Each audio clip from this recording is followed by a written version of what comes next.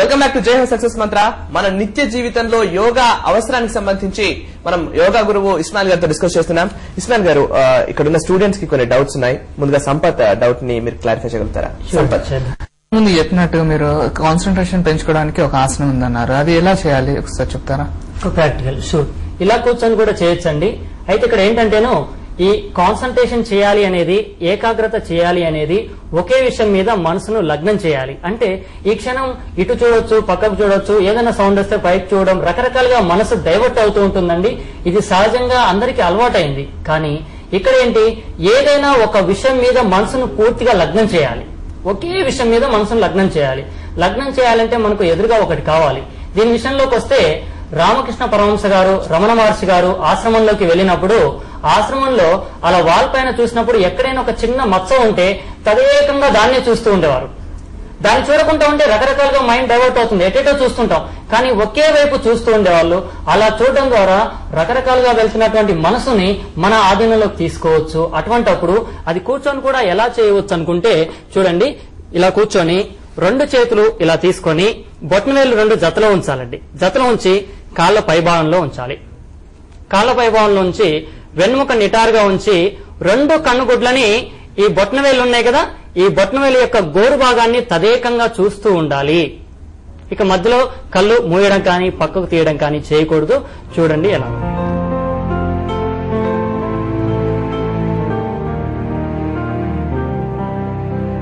ఈ విధంగా చేస్తూ ఉండాలి.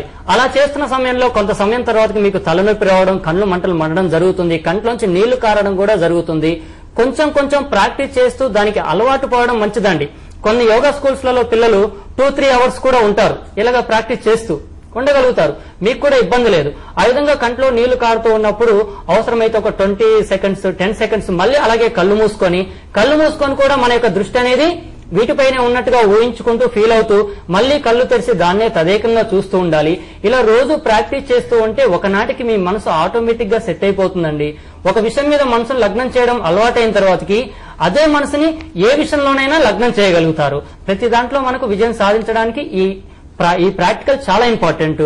అది చేయడం చాలా మంచిదండి, చేయొచ్చు. సరే, అయితే వసంతలక్ష్మికి కూడా ఒక డౌట్ ఉంది, మీరు క్లారిఫై చేయగలరు? స్మరణ శక్తిని పెంచుకోవడానికి ఏదైనా ఎక్సర్సైజ్ ఉందా సార్? ఎస్, స్మరణ శక్తిని పెంచుకోవడానికి ఏదైనా ఎక్సర్సైజ్ ఉందా? ఇప్పుడు అందరికి వచ్చిన సమస్య ఇదే. నేను బాగా చదువుతున్నానని మరి దాన్ని గుర్తు తెచ్చుకోవడానికి ప్రాక్టీస్ చేయాలి. మనంతటా మనమే ఎప్పుడు చేస్తున్నాం అంటే కేవలం స్లిప్ టెస్ట్ అప్పుడు, లేకపోతే ఎగ్జామ్స్ అప్పుడు, టీచర్ క్వశ్చన్స్ అడిగినప్పుడు మాత్రమే బయటికి తీసుకురావడం జరుగుతుంది. కానీ అంతకు ముందుగా మేము ఆల్రెడీ ప్రిపేర్ అయి ఉండాలి. ఆ మెమొరీలోంచి బయటికి తీసుకురావాలంటే దానికోసం మనం ఏదైనా సాధన చేయవచ్చా? సాధన చేయవచ్చండి. అది మానసిక స్థితి ద్వారా చేసేది. ఎలాగంటే ఇప్పుడు రాత్రిపూట పడుకుంటున్నారు, పడుకునేటప్పుడు ఒక సబ్జెక్ట్ చదవండి. చదివిన తర్వాత కళ్ళు మూసుకొని ఫస్ట్ నుంచి చివరి వరకు ఎంత గుర్తుంటే అంత చూడడానికి ప్రయత్నం చేయండి, గుర్తు తెచ్చుకోవడానికి ప్రయత్నం చేయండి. ఈ విధంగా ప్రతిరోజు క్వశ్చన్స్ వేసుకుని ఆన్సర్స్ తెచ్చుకోవడానికి ప్రయత్నం చేస్తూ ఉంటే చేతన మనసు ద్వారా రికార్డింగ్ జరిగి ఉపచేతన మనసులో రికార్డింగ్ జరిగి భద్రంగా ఉంటుంది. ప్రతి ఒక్కటి గుర్తుంటుందండి. దీంట్లో మనం అనుమానపడొద్దు. చూసిన విషయం, విన్న విషయం ప్రతి ఒక్కటి కూడా మైండ్ లో రికార్డ్ అవుతుంది. కాకపోతే బయటికి రావడానికే అది ఇబ్బందిగా ఉంటుంది. బయటికి రావాలంటే ప్రతిరోజు మనం కొన్ని క్వశ్చన్స్ వేసుకొని చదువుకొని పడుకోబోయే ముందు ఆ కళ్ళు మూసుకొని ఆ క్వశ్చన్స్ యొక్క ఆన్సర్స్ ని బయటికి రాబట్టడానికి ప్రయత్నం చేస్తూ ఉంటే ఈ బ్రెయిన్ ఎక్సర్సైజ్ అనేది అలా రన్ అవుతూ మీ యొక్క మెమొరీ లెవెల్స్ పెరుగుతుందండి. ఆ తర్వాతకి ఏది విన్నా ఏది చూసినా గానీ అడగగానే వెంటనే చెప్పగలుగుతారు. అటువంటి స్థితి డెవలప్ అవుతుంది. అయితే ఇంతకుముందు మీరు చెప్పారు ఆలోచనల వల్ల ఎనర్జీ కొంత మనం లాస్ అవుతామని చెప్పేసి. సో బట్ మనం ఆ ఎనర్జీని మనలోనే ఉంచుకోవాలంటే, ఇంకొక మనలోనే ఎనర్జీని సర్క్యులేట్ కావాలంటే యోగాసనాలు ఉపయోగపడతాయని మీరు ఇంతకుముందు చెప్తున్నారు. సో అది ఆ ప్రాసెస్ ఎలా ఉంటుంది, దాని గురించి సైంటిఫిక్ గా చెప్తారా? ఇప్పుడు మెడిటేషన్ అండి. మెడిటేషన్ ఏంటి, మనం మామూలుగా ఉన్నప్పుడు పంచ జ్ఞానేంద్రియాల ద్వారా శక్తి బయటికి ఖర్చు అవుతుందండి. అంటే కంటి ద్వారా ఖర్చు అవుతుంది, చెవుల ద్వారా వినడం ద్వారా, రుచి ద్వారా, అన్నిటి ద్వారా ఖర్చు అవుతుంది. అంటే బయట ప్రపంచంలో ఉన్న సమాచారాన్ని సేకరించి ఉపచేతన మనసులో రికార్డింగ్ చేసేది ఈ చేతన మనస్సు. అంటే బయట ఏదైనా చూస్తున్నామో చేస్తున్నామంటే శక్తి ఖర్చు అవుతుంది. ఈ పంచ జ్ఞానేంద్రియాల్లో అధికంగా శక్తి ఖర్చు అయ్యేది కంటి ద్వారా ఎక్కువ శక్తి ఖర్చు అవుతుంది. అందుకే చాలా మందికి కంటికి సంబంధించిన సమస్యలు వస్తూ ఉంటాయి. అయితే ఈ మెడిటేషన్ చేసినప్పుడు కళ్ళు మూసుకొని బయట జరుగుతున్న యాక్షన్ కి మన రియాక్షన్ లేకుండా మనలో మనమే కాన్సన్ట్రేషన్ చేస్తూ కూర్చుంటాం కాబట్టి ఈ పంచ జ్ఞానేంద్రియాల ద్వారా బయటికి ఖర్చుకోవాల్సినటువంటి శక్తి అనేది మన శరీరంలోనే అది జనరేట్ అవుతూ జర్నీ చేస్తుంది. చిన్న ఎగ్జాంపుల్, ఒక ధూప్ స్టిక్ తీసుకున్నామండి, ఇక్కడ వెలిగించాం, దాంట్లోంచి పొగ వస్తుంది, డోర్స్ అన్ని ఓపెన్ చేసింది అనుకోండి, మొత్తం బయటకు వెళ్ళిపోతుంది. అది డోర్స్ క్లోజ్ చేయండి, అణువణువున మొత్తం వ్యాపిస్తూ ఉంటుంది. అలాగే మనం మెడిటేషన్ చేసినప్పుడు ఆ మానసిక శక్తి, విడుదలవుతున్నటువంటి మానసిక శక్తి అంతా కూడా అందులో సర్క్యులేట్ అవుతుంది.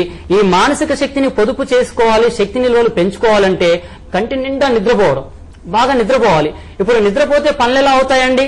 మరి మేము పనిలోకి వెళ్ళాలి కదా అంటే నిద్రలో వచ్చే శక్తినే మనం మెడిటేషన్ ద్వారా పొందగలుగుతాం. నిద్రపోతున్నప్పుడు మనకు కేవలం 25-30% ఎనర్జీని మనం సేవ్ చేసుకుంటే మెడిటేషన్ ద్వారా 3 ఎనర్జీ వస్తుంది, చాలా ఎనర్జీ వస్తుంది. అది మనం గమనించగలుగుతాం. జస్ట్ మెడిటేషన్ లో కూర్చునే ముందు 2 చేతులు ఇలాంటి జిగురుగా ఉంటాయి. మెడిటేషన్ లో కూర్చున్న తర్వాతకి మానసికంగా ఆలోచనల తీవ్రత తగ్గిపోతున్న కొద్దీ మనసు శరీరం తేలిపోతున్నట్టుగా ఉంటుంది. అలా తేలిపోతున్నప్పుడు శరీరంలోకి శక్తి నిల్వలు పెరుగుతూ ఉంటాయి. అప్పుడు కాళ్ళు చేతులు తేలిపోతున్నట్టుగా, మనసు ప్రశాంతంగా, వెనుక నిటారుగా ఉంటే ఒక మంచి అనుభూతిని పొందుతూ ఉంటాం. మెడిటేషన్ నుంచి బయటకు వచ్చిన తర్వాతకి ఆ ముఖము, ఆ కళ్ళు చూస్తే ఒక తేజస్సు బయటకు వస్తుందండి. Right, thank you very much Ismail గారు. యోగాకు సంబంధించిన మంచి విషయాలను మాకు చెప్పినందుకు thank you very much Sampath, and thank you very much Vasanthalakshmi గారు. చూశారుగా, యోగాతో మనసును అదుపులో ఉంచుకుంటే అనుకున్న లక్ష్యాలు సాధించడం సులువవుతుంది. లక్ష్య సాధనలో కావలసిన ఏకాగ్రత లభిస్తుంది. రేపు మరో చక్కని టాపిక్ తో మళ్లీ కలుసుకుందాం. అంతవరకు సెలవు, నమస్కారం.